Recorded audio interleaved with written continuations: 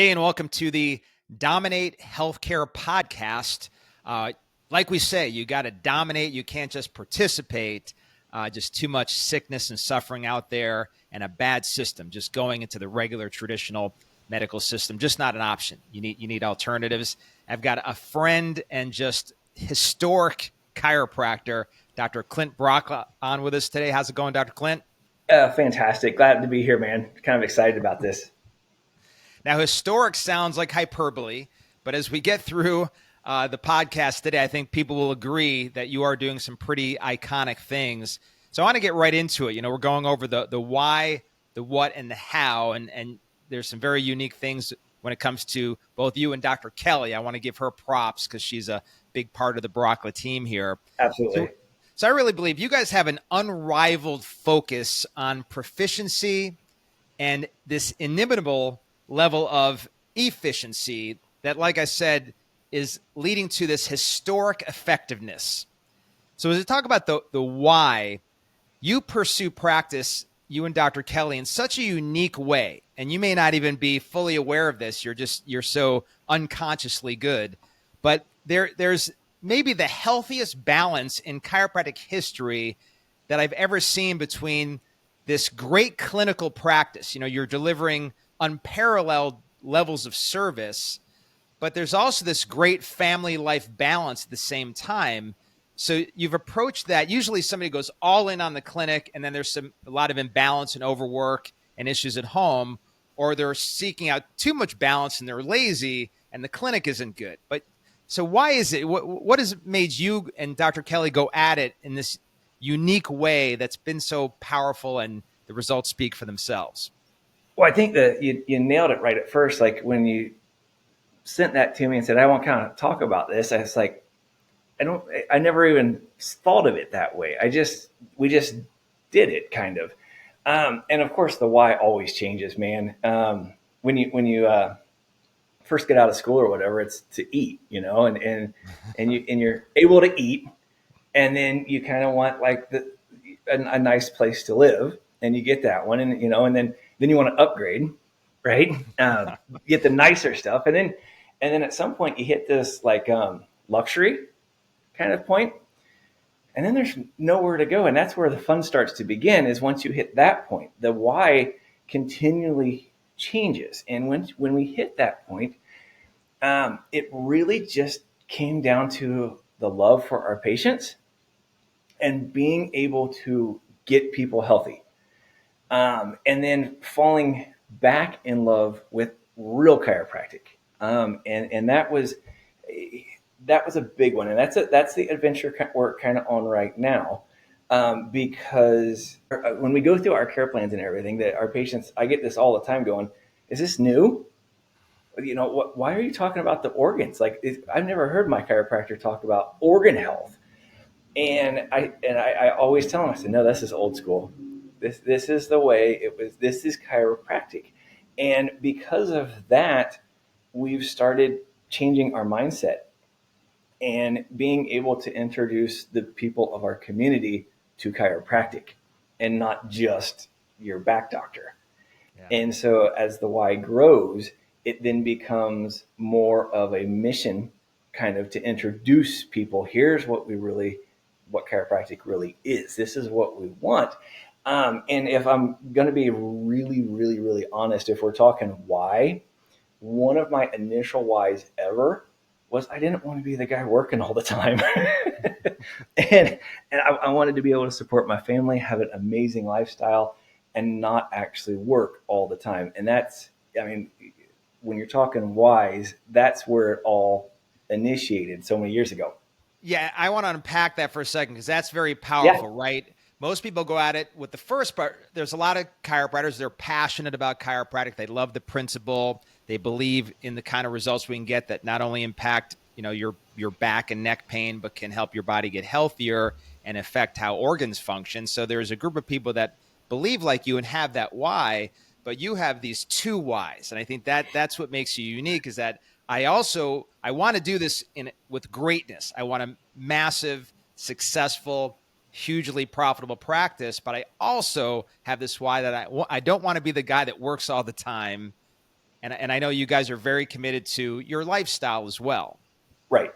Yes. The so as our journey unfolded, there's a point in that when your whys are shifting, where you get to the point where you go, I could possibly get $1 million practice. Like that's not unattainable anymore if we push towards that. And so we definitely set out on that mission. But everyone around us at that time was seeing bucket loads of new patients and working all of these different hours. And I'm going, I'd want to work less hours. And the new patient excites me, but not as much as taking care of them forever. That's where I get excited. If I'm going to take the time and process a new patient, then you're going to be with me for the next 50 years. Like that's just how my mindset goes. And I've told multiple patients that as we're going through this, going, hey, you're with me. You can't shake me. You're with me forever. I'm going to take care of you forever. And so we got burnt out at trying to do what everyone around us was doing, processing all these new patients, trying to get these things going. And our practice would grow, grow, grow, grow. And we'd be like, yeah. And then it would hit a ceiling and then it would drop back down. And then we'd do it all over again and then it would drop back down. And finally, we decided, look, maybe we don't really want that $1 million practice. We want a healthy, happy, really good practice. All right. And that's the way we went for a while. And strangely enough, the practice kept growing at that point. And then we sat down again. There's a lot of conversations that happen, as you're starting to realize probably. And we said, no, we really do. We really want that $1 million practice, but I don't want to do it that way. We got to find a different way to do it because I still want to go on vacations. I still want to do this. When I come home, I really don't want to think about work. And so that's where it started to evolve. Yeah, and you're speaking to a lot of people right now. That's why I was so excited. I told you, I texted you this morning. I said, I'm so excited to get you on the podcast today. So to kind of decipher what I would call the Brauchla code, there might have to be a book called the Brauchla code that you wite one day. We can work on that. Yeah. So although I don't want to eat into your free time, but we'll get a ghostwriter. But but something that you keep getting back to. First of all, I want to make sure everybody realizes. So the $1 million practice has been not only achieved, but we're now exceeding that. Correct, We're at $100K a month, so we're beyond the $1 million. So just so everybody knows the punchline here. Okay, cool. Yeah, we've arrived there. And so to kind of decipher a few things, so we've got this passion for chiropractic. So that's not common enough, but common. A lot of people do that. Yes. Then you've got this focus on, we want to see you for life, which of course isn't going to require as many new patients. So you don't have to drive yourself nuts trying to find the next 50 to 100 new patients because people are actually staying there, as well as the fact that, again, we've got this other big driving why, because we don't want to be the people that work all the time and you want to have a life. I know you're also live in Indiana. Nothing against Indiana, but I know you like to live or visit Florida because we got sun here. So you know you're thinking about three things at once: save lives, do it effectively so that people start and stay and pay, and then also, again, all of that equating to this big push to have a life at the same time, be with your family and have hobbies and vacation. Right. I call that having fun.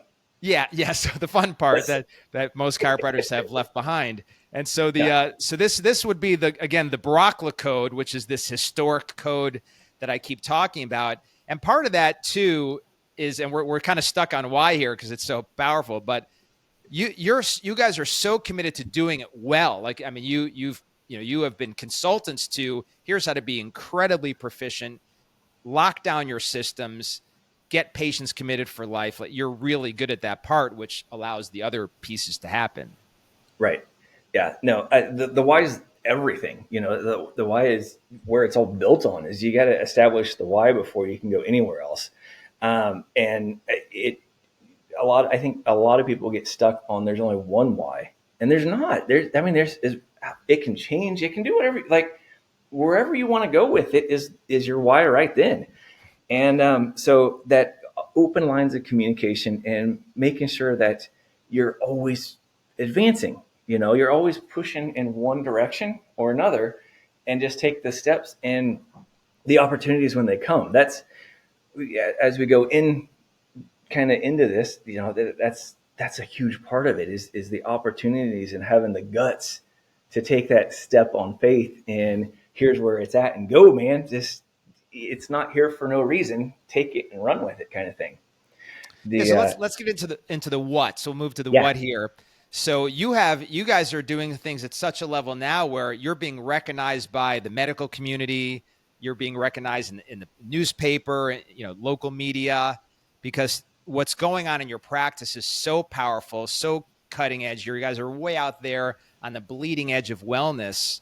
You guys are really these intrepid chiropractors that are constantly, really being taking this avant-garde approach to just always innovating to keep getting better and better. And I think that's another really big part of the Brauchla code is I've never seen you, while we're not overworking, I've never seen you stop getting better.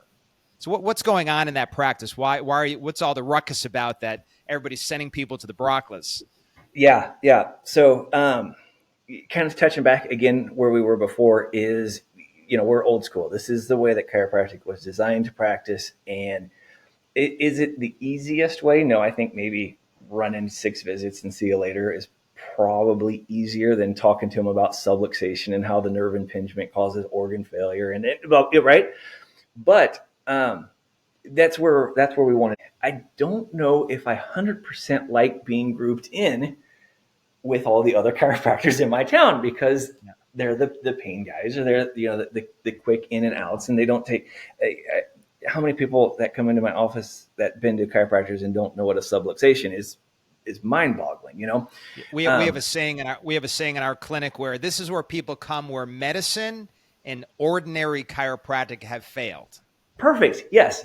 And so every year, our county here in Indiana does a best of.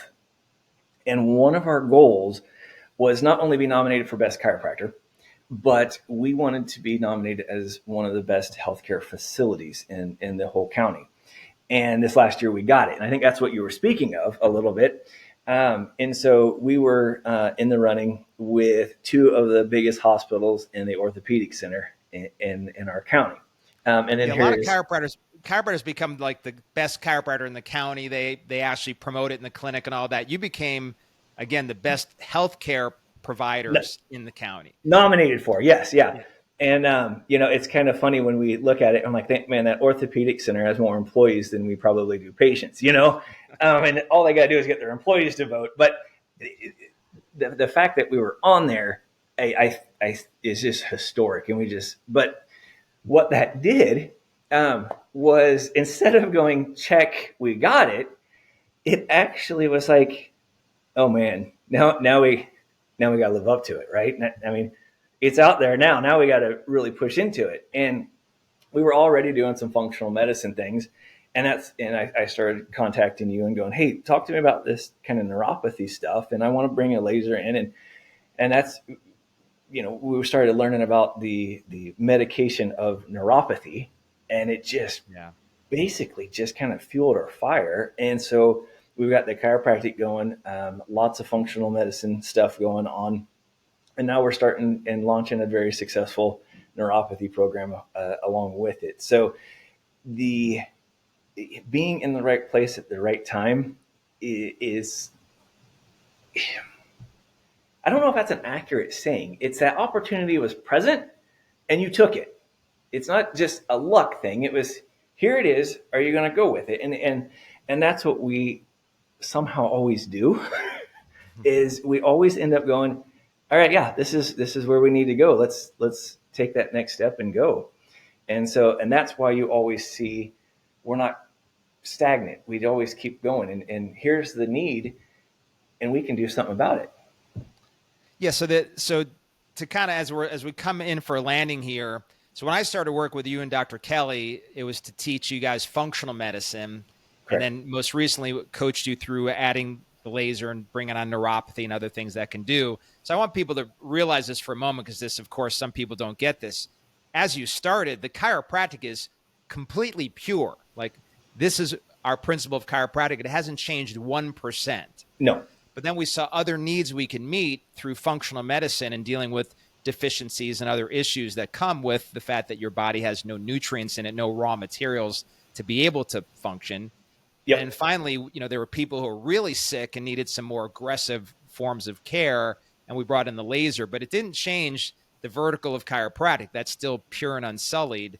We've now just added 2 other verticals to add value and impact to patients' lives, reach more people in the community, and make you guys the kind of wellness leaders you've become in your town. It's also solved the other Brauchla parts of the code, the other Brauchla codes there, because there's all that additional revenue that comes in from that, which again, in the third piece, frees you up to not be the guy that works all the time and be Right. creating more of a financial future. So that's all worked together really well. So getting into that, I want to jump into something where, once again, I believe you're the best in history at, you and Dr. Kelly. I've never seen this before. I haven't seen it since. And so when you brought in, so we're going to talk about the functional medicine. One thing Okay. COVID did for anybody with functioning neurons was you started to realize, hey, immunity, your immune system has some value. There should be some focus on it. So you guys implemented, when you first brought in the lab testing we were doing, we had the vitamin D and inflammation test. You guys once again innovated that and called it the immune test. So that's your baby. You guys called it that, which is absolutely brilliant. And it is that's what that is too. But here's what's iconically Brauchla. This is where, again, we're talking history here. You decided that everyone, as a new patient, everyone will have their immune test. You then innovated in this very, again, avant-garde way. You innovated a scripting and a process and a procedure so that it made sense to the patients and they would do it. And so we added functional medicine, and bam, everyone's getting their immune test done. Nobody does it. Everybody else gives you kind of excuses and reasons and patient feedback and why it's not working. You guys just suddenly, everyone's getting the immune test now. So there was an immediate impact in patient lives, immediate economic impact. The office changed practically overnight. That's what you're pretty amazing at. This was where I was really couldn't wait to get to in this interview too. So kind of explain that to people, because that's a real choke point for most doctors as they go to bring anything new to the table. Um, Help me understand the question just a little bit better. You want me to Well, how yes, or it's going to be why? hard for you to understand. You're so good at it. I'm speaking Martian here. Sorry, no. Yeah. So here's what happens with most people. You have this vitamin D CRP test. You say, yeah, your patient should use it. Well, they're going to put it on a shelf and sort of put it out there as a novelty or something that could be a good idea. If you've got a few extra dollars, maybe it's not bad to do the vitamin D CRP test. And then what happens? A year later, they're not even doing it anymore, or barely got off the ground, or it really didn't impact the practice at all.